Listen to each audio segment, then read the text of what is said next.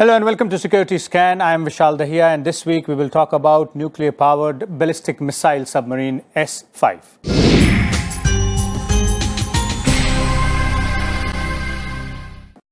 With first nuclear-powered ballistic missile-carrying submarine INS Arihant successfully completing its first deterrence patrol in November 2018, India achieved the goal to have the nuclear triad with a minimum credible deterrence.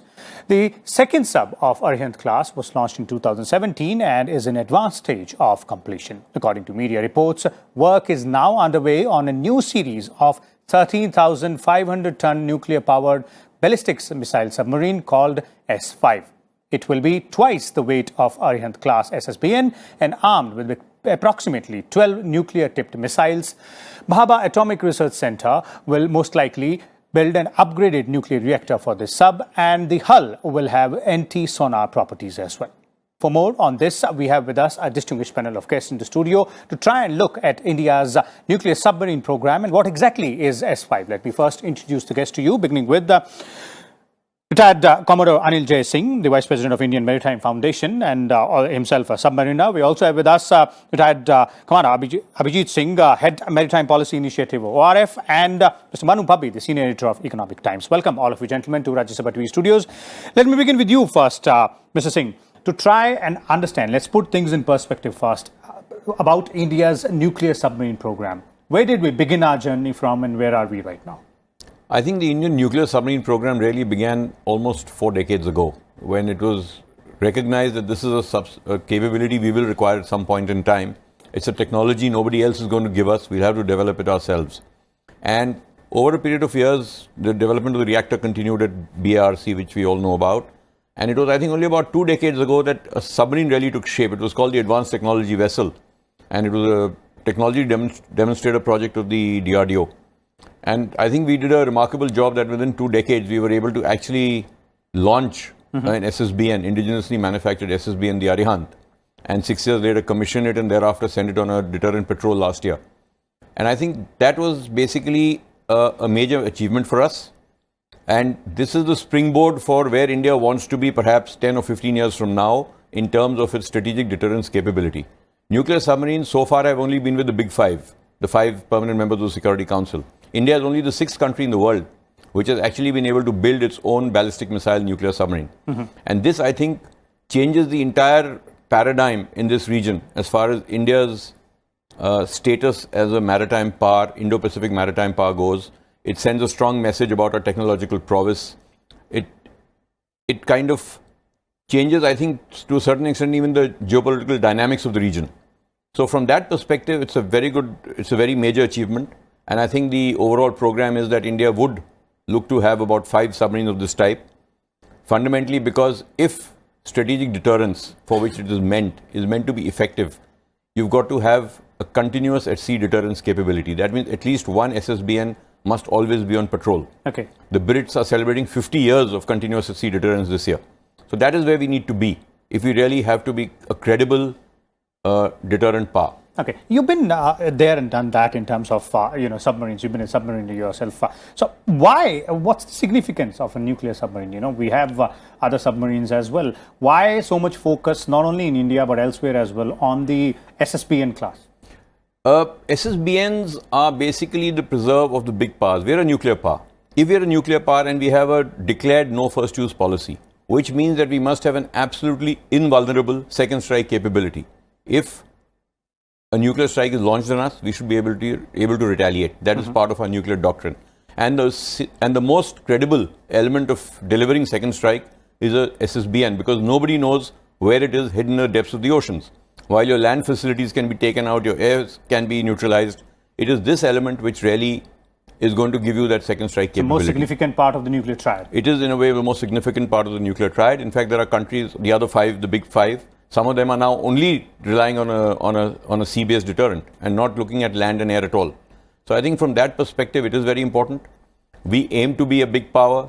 We are a declared nuclear power. We have 2 nuclear neighbors on either side, with both of whom we don't have a very good relationship.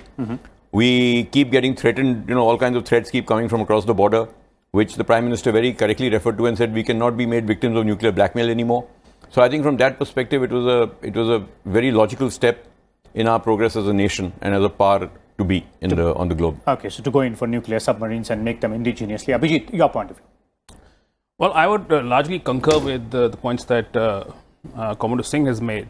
I would just say that other than the fact that the nuclear submarine is the most survivable leg of the deterrent or the triad, the fact is that a nuclear submarine, both in terms of, I mean, if you look at SSBNs, there's also SSNs. We also have a program now. We're at a designing stage, but we also intend developing SSNs. And what nuclear submarines do in general is that they shift the strategic balance in your, at least in your littorals, the regions that you want to dominate. So we do have a threat from Pakistan, we do have a threat from China. And one of the ways to overcome this threat is to, in some ways, posture to the enemy and tell them that we have a second strike capability, a second nuclear strike capability. Having said that, I'll just say one thing, that the reason why we are developing these bigger submarines could also be that the Arihant class at the moment, or the Arihant class of submarines, as we are going to develop them, aren't really going to have the capability to target, to hit targets inside China. So the Arihant has the K4 missile, the K15 and the K4s, which have a limited about 3,000, 3,500 range. And one of the reasons why this entire discussion of the S-5 has gains a certain importance is because the S-5 will have those bigger missiles that can actually target China. The related point to this is that this also means that in our developing nuclear strategy, we're really thinking of a mode of bastion deployment, wherein we're actually not going to send in our assets to the Western Pacific to target China, or send it outside the Indian Ocean. We have a region that we think we dominate. We are going to operate our submarines from there and target adversaries in the distant seas or in the distant littorals. Okay. Which means that this is going to be a long drawn process. Let's not forget that between the Arihant class and the S-5, there is an S-4 class that needs to be developed that will be slightly bigger than the Arihant. And also the fact that if you have to make them more survivable, you have to have better technology, you have to have greater sophistication, you have to have better safety procedures. So all in all, this is a long haul for us. This is not something that we will achieve in the next 5 years or 10 years or even a decade and a half, I would say. Okay. So we should not peg our hopes too high, because this is a long game. We have just about started. Okay, but well begin is half done, as somebody has said. And let's bring in Manu here on the timelines aspect, something which Abhijit has pointed out. Manu, the journey from Arihant class via S4 and S4 star to S5. Yeah, see, it's going to be a long journey. There's no doubt about that. See, the Arihant class, it is functional. It's done a deterrence patrol, but most people know that it is much more of a technology demonstrator. It's not a really full-scale, fully operational submarine which can be deployed effectively in times of crisis. So it's a learning, step-by-step learning process. So I think the S4 that we are now hoping to see get launched or get started work on in the next 2 to 3 years will be the key determinant on how we go on S5. The other aspect which is very, very interesting is the role of the private sector here, because this entire submarine program is being done with the assistance of our industry, which is not DRDO just or just the factories were traditionally doing defense manufacturing. These are Indian companies which have engineering expertise, which have developed a lot of technology indigenously with certain help from friendly nations like Russia. The step over the next 15 years, as you go from S4, 4-star to the S5, will not only show you how much progress you have made as a nation in terms of technology, but it will also show you how much the Indian industry itself has progressed, and this will have spin-offs in other sectors as well. Okay, so the private sector is also very equally involved in these projects. Commodore Singh, looking at the specifics and the features, if not too many specifics, then how do you differentiate between the Arihant class, the S4, the S4 star, and the S5, which we're talking about? As in, what does it pack, or what do we intend to pack it? See, a submarine, any kind, and particularly in SSBN, needs to have 3 essential attributes. It should be firstly stealthy, so that nobody knows where it is and when it is. It should have a missile which it should be able to launch from great standoff ranges. As Commander Abhijit Singh said, we wouldn't want it to go close to enemy shores. If we can do it from the Bay of Bengal, nothing like it. That is the kind of deployment we should be looking at. And the third is that it has to have a foolproof communication system with the shore. It's a very complex sort of command and control system that is required. Firing an SSBN is not going to be a commanding officer's prerogative. It's going to come from the Nuclear Command Authority or the National Command Authority, which is the Prime Minister. So to be able to retaliate against the first strike, firstly, your National Command Authority has to be survivable. It should survive the first strike. Your command and control structure, your communication protocols, your communication network should continue to remain robust so that the order can be given to the submarine to launch a missile. So it's a question of proving an entire ecosystem. It is not about a submarine or a platform at sea. Okay. That is the first thing. Now, Arihant was basically about a 6,000 or 7,000 ton submarine. It was essentially a technology demonstrator. It was supposed to show to us, to prove to ourselves that we can do it. What you actually need is a large submarine. So I think the S-5 is going to be in the region of 13 to 14,000 tons. If you see what the other nuclear operating navies are, SSBNs, they're all 14,000 tons and above, going up to the 30,000 Russian Typhoon class, which of course was in a different league. It was a Cold War platform. But also important, along with size is not the only criteria. The submarine has to be stealthy, because the larger the submarine, the more noise it will make. And that is the reason we also have what we call the nuclear attack submarines, because during the Cold War, every SSBN was shadowed by the other party's SSN. And therefore, we have to ensure that our SSBNs are silent enough to be able to operate without getting shadowed by an SSN from one of our adversaries. Okay. So, as the submarines get bigger, we need bigger missiles, as Abhijit brought out. I understand that we are looking at maybe 7,000 to 8,000 kilometers. The JL2 that the Chinese operate on their Jin class is I think, 7,500 kilometers. That is the kind of range we should be looking at. I mean, it's not only about targeting a city inside China. That, of course, is a threat. It's about targeting anyone, anywhere, who poses a threat or who launches the first strike. It's about maintaining a deterrence. It's about maintaining a deterrence anywhere. So I think this whole progress from Arihant of 7,000 tons to a submarine which is going to be 13 to 14,000 tons, that is what will actually be a strategic deterrent, if you ask me. S4, S4 Star, which we've heard about, are all milestones towards achieving that sort of objective. And perhaps 20 years from now, 25 years from now, we may have an SSBN fleet of boats more than 10,000 tons. Okay. Which is what we should be looking at, perhaps. Okay, so that explains the journey from there onwards and what we're looking at. But Abhijit, you mentioned the strategic aspect of it out there as well. So if you look at the regional situation right now and the regional picture as well, we will have to prepare ourselves for the future. And just like we're doing it in armed forces and Indian Army and for Indian Air Force as well. Having these platforms for the Indian Navy also makes sense. Absolutely. Having these platforms actually, as I said, tilts the balance in your favor. But one of the things that you often get to hear in maritime geopolitics is that the balance of power is in our favor. So, so we dominate a space. But there's increasingly a new concept that's coming into being, which is what's the balance of anxiety? Which means that if the Chinese are in the Indian Ocean, we feel a certain anxiety. How can you develop assets that can create anxiety on the Chinese side? And I think an SSBN is a good way of signaling to China that we have the tools that takes to up the levels of your anxiety. Now, the reason why I bring up the China point again and again is because last year the Chinese actually tested the JL3 also.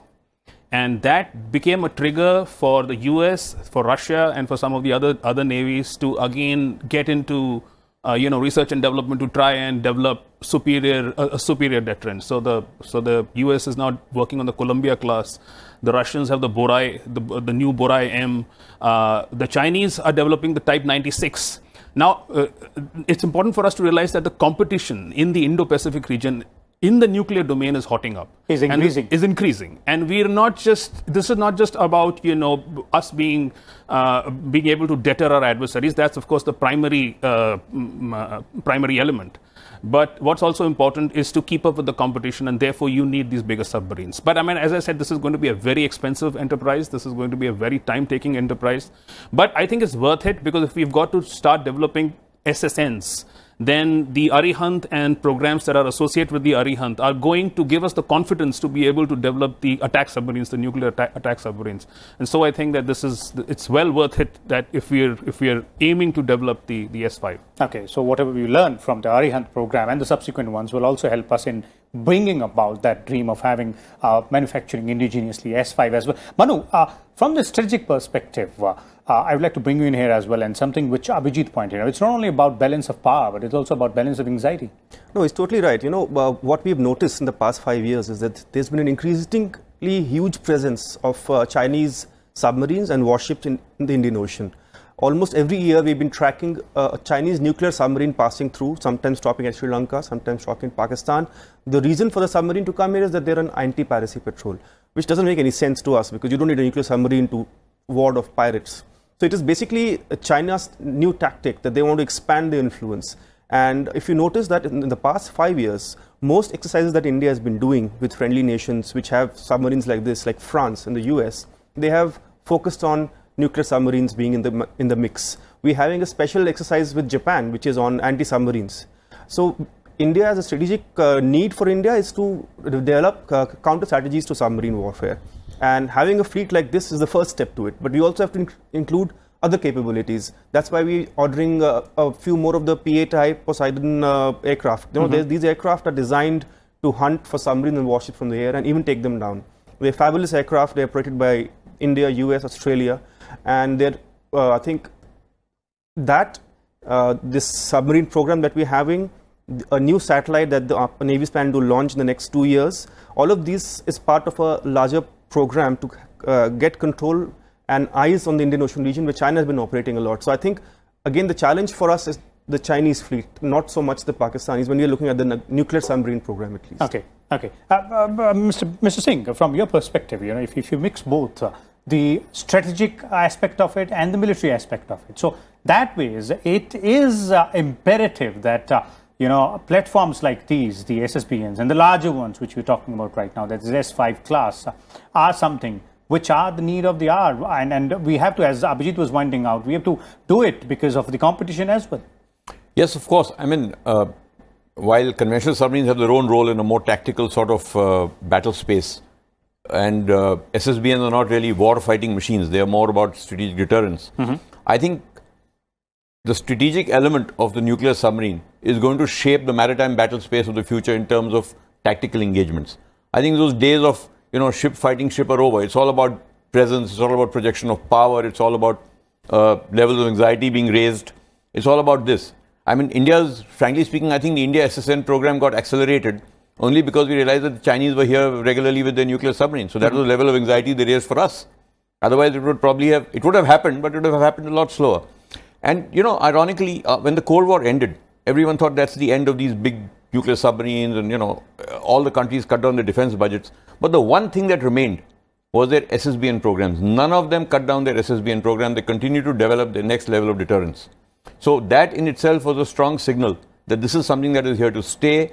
It's given a lot of importance. In fact, when the UK was having its debate on whether they want to renew their Vanguard program, the one argument that clinched it in favor of renewing it was that if they don't have the SSBN, they will not be on the top table. Okay. So that was the sort of strategic depth it brings to a country, the strategic sort of element it brings to a country's status. Okay, so SSBNs are here to stay, that's perfectly right. But as Manu also pointed out, in terms of developing that ecosystem which you were earlier talking about, the mix of having the public sector and the private sector companies work in tandem with each other to ensure that we achieve indigenously what we are set to achieve. Absolutely. I mean, I would say that this is not something that just the public sector can do by itself.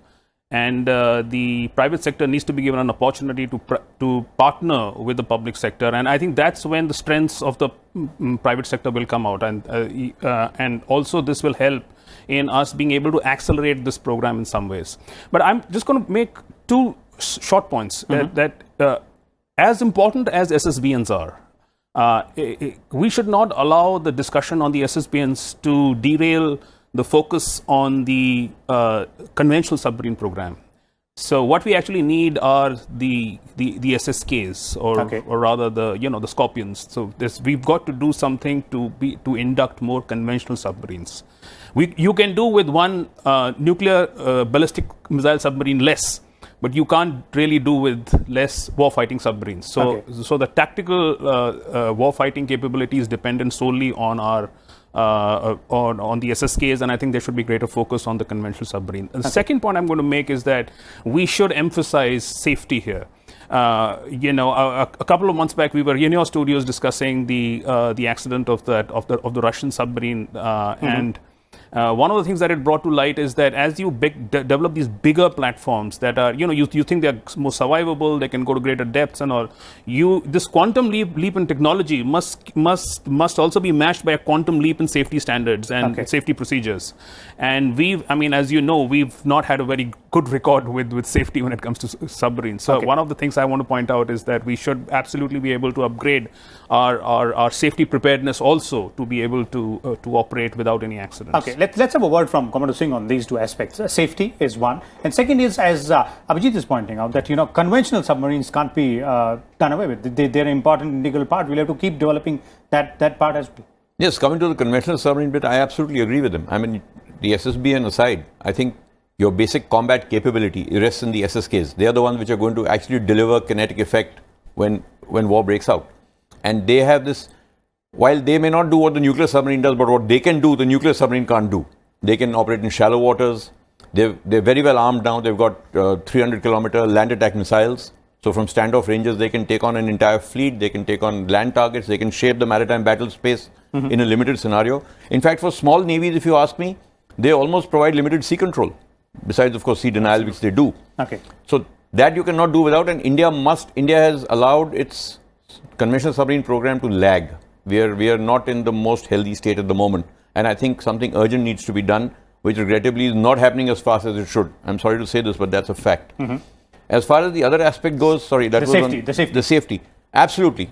Nuclear submarines cannot afford to have an accident. We've seen with the Russians. We saw what happened to Kursk in 2000. We saw what happened recently. And this is not only two. The Russians have had many accidents with the nuclear submarines. The Americans have had the loss of Thresher. So, because it is not only about losing a submarine, it is about a whole sort of, a nuclear submarine going down means it's a sort of strategic global event. It's not just a Navy losing a submarine or a ship. So I think that has to be we have to be very careful, and that is why I think all nuclear submarine programs, even countries which have been developed, which have been operating these for a long time, take a long time to finally operationalize a new class of submarine that they design. Or a new reactor that they designed. And I think we've also been careful. We've had a couple of mishaps with our nuclear submarine, which I think Manu had covered quite well some time ago. But that was not because there was anything lacking in the submarine. I think that was more operator failure. So training, another very important aspect. A nuclear submarine cannot afford to compromise on training at all, because after all, there's a reactor inside. It's a nuclear reactor. It's not just a diesel engine or a thing. Submarines, as it is, are inherently dangerous platforms. They're operating below the surface. In fact, in our standing orders of the submarines, the first line that is written is, submarines are safe till you forget that they're safe, that sort of thing. So, so that sums up the safety and the training aspect there as well. Manu, your views on that? No, see, on the conventional submarines point, I agree with both the officers on the table. We have ignored it for too long. At the program that we have had, we have two types of conventional submarines right now. Third one just coming in, but we have not been able to get to a desired number. And unfortunately, the future program to build a new class in India called 75I is going too slow, in my opinion. And the Navy has been saying it on public platform everywhere that they want and they need to shore up the conventional fleet as well. So there's no doubt we need to double that fleet as soon as possible. But unfortunately, there's no solution in front of us right now. So that's why I think Navy is relying a bit more on this program, accelerating to somehow back up the conventional side of things. On the safety part, you're right. There has been a series of issues. Remember, even our Chakra that we operate, the SSN, before it came to India, there was a training mishap and people died in Russia on the submarine when the gas leaked. And we've had many incidents here as well. And this actually depends mostly on training. So like you said, sir, these accidents were not because the submarine or design was at fault. It was because somebody who was in the system did not perform what he was supposed to do. And yes, that is going to be the challenge for us, because remember, when we're adding so many submarines, we also have to add the manpower for it. And this manpower has to be highly trained. And that is a very, very gradual process. We're hoping that happens as the program goes through. Okay, so training and safety both go hand in hand. Concluding words from you, Abhijit. My concluding words would be that it's a great thing that we are having a discussion on submarines. Because what happens is that usually in the Navy, the discussion is really on the surface fleet. We have this obsession with the aircraft carrier, the bigger ships, and all of that. The fact that now there's greater focus on the SSN program, the SSBN program. We're also talking about the Scorpions and the fact that there is a lag there. The more we focus on the areas where we are lagging behind, as Commodore rightly put it, and submarines is one, the better a war-fighting fleet we are likely to be in the future. So I'm very happy that that there is now a balance of power between the various assets that we have. From a surface fleet, we are now discussing undersea fleet also, and that's a good thing. Okay, so clearly there it is. That sums up the fact that the nuclear-powered ballistic missile submarines, or SSBNs, are an integral part of any country's navy which intends to become one of those powers in the world. So there it is. We are developing bigger, larger and more significant technologically advanced submarines, moving ahead from Arihant class to S-4 via